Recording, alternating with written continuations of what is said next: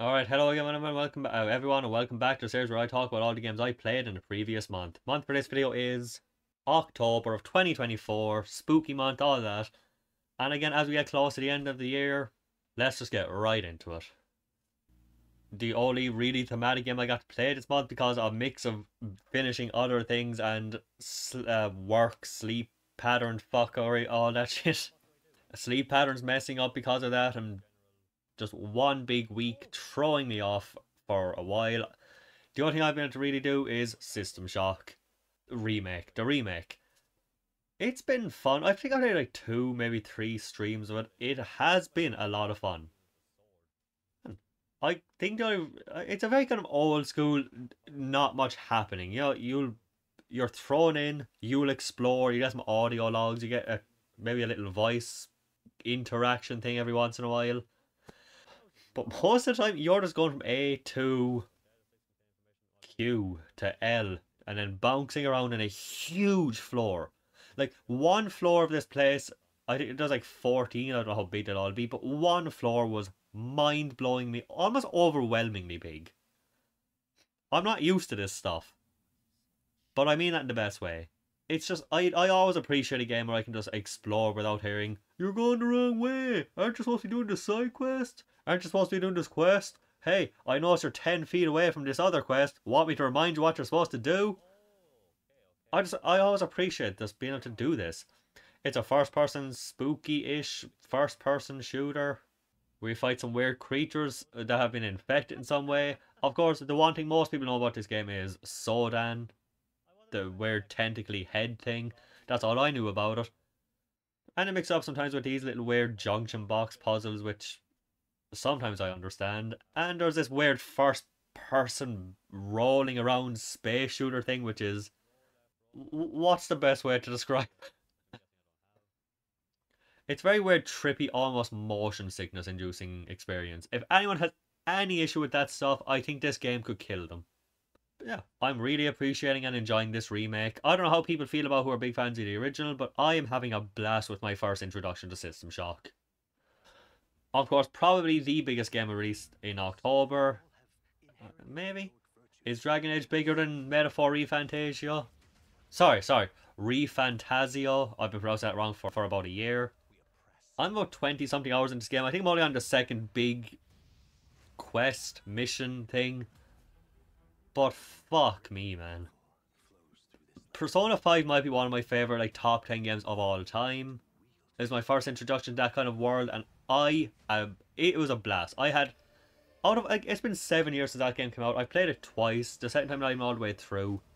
But there's just not a lot of games I think about a lot more about as much as Persona 5. It's just, it's never far from my mind. Metaphor, it's close to rivaling that. This game is an addicting, incredible game so far.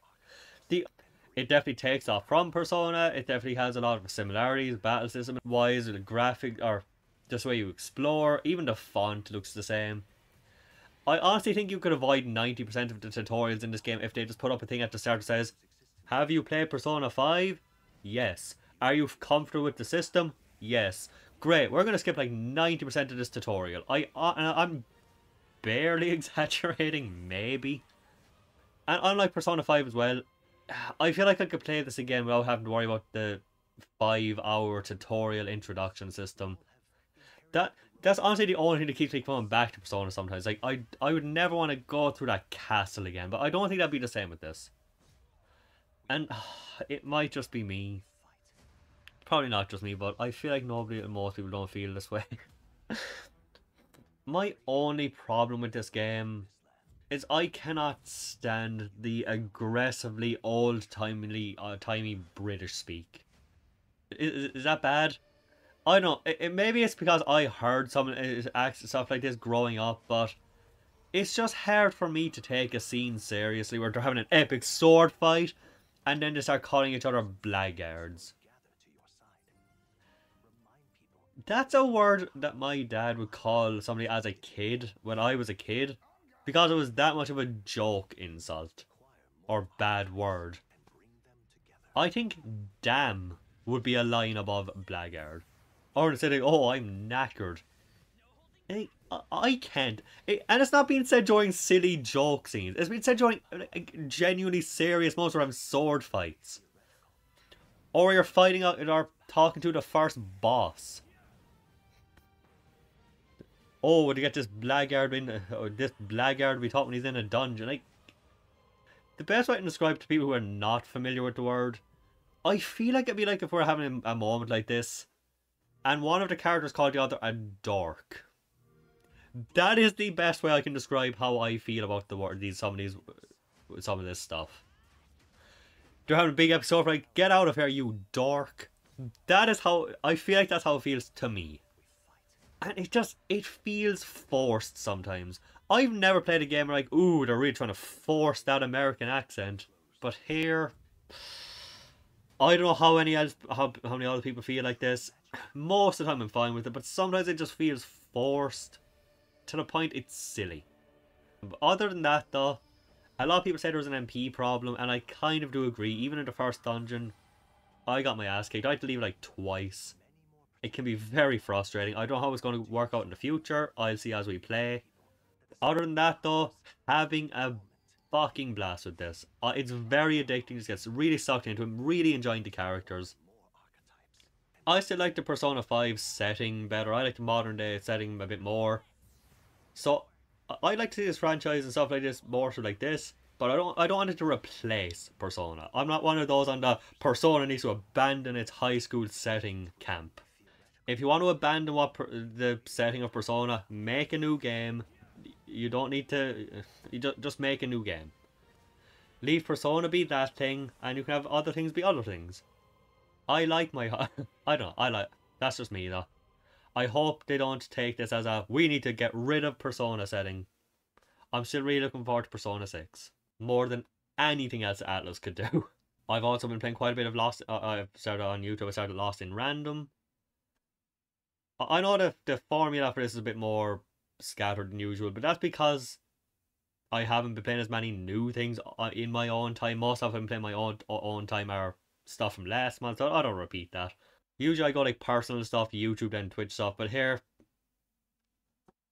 everything I've been playing, again, like I said, I've been playing last month. I talked about last month, so I'm playing Lost in Random, a game I got this day one, I think. Played for about 5 minutes, and I don't know. Something with the combat, the feels, I just didn't get into it. Like, the first time I saw the trailer, the biggest thing that got me was the style of it. But now that I've gotten back into it, I'm loving it. Like, the first time I played it was good. The second time, really good. Every time it's getting better. The combat really grew on me. It's a kind of a hack and slashy system with cards. The cards you have in your deck decide the attacks you're going to be able to do between hammers, swords, bows, dodging, bombs. I said at the start it's going to be really made or broken depending on how many cards there are and how much fun they are. So it's really keeping up with that. And again, the characters are a ton of fun. The style is unbelievably cool. It really has held up to what I expected the first time I would have played it. And the first time I saw the trailer, hello. So, hopefully it can keep up this fun. Even the side quests have been non-intrusive. I'll just be able to pick away at them too, without a feeling like I'm going out of my way and ruining the flow. I know what I said, but still, I have to mention it again. Vampire Survivors. When I mentioned this last month, it was... My basic standard was, I played for 4 or 5 hours, and I thought the novelty was wearing off, and I was kind of beginning... phasing out. And then I mentioned that I've been playing for 40 hours. That has ramped up to like 160, because this game is one of the most addicting, fun, chill but chaotic but surprisingly chill, relaxing games ever. The way I have come to describe this game, there are games I like more, there are games that mean more to me, that overall I love more. But Vampire Survivors truly does feel like a game that was made for me. Like, it really feels like this game was made specifically for me. I've never said that about a game before. And like I said, there's games I like better, but this just feels so me. Like, specifically made just for me. Some benevolent being out there was like, you know what, let's throw this guy a bone. He needs a game just for him. If this had been last year, it was actually out last year, but not on PS5. If it had been, if it released everywhere at the same time, easily would have been my game of the year last year, I'd say. Definitely my most played game. You're confused, see? Right. I think I'm near the platinum, but there's like 200 trophies because there's a million DLC for it. Most of them free, which is great, even better. Cheap, cheap game, ton of free DLC. Definitely going to be buying the rest of it. I don't care what, like, definitely. I'm usually not much of a DLC person. I usually play the main game. The DLC just never enters for me. Absolutely getting it for this. It's given me too much time for a cheap game to not. It deserves it. It might be one of my top 10 games I've ever played in my life, and I'm so glad it held up. I probably did talk about it last time, but since I finished it on YouTube, and I might as well mention it, like I said, I finished Rambo on the NES. Very notoriously disliked game, especially because of Angry Video Game Nerd episode, for example. Biggest complaint is starting off with just a knife. People don't like that because the front cover has Rambo with his gun out. But it might have become one of my favorite retro games ever. Easily one of my top 10 NES games. I think this is an underrated gem.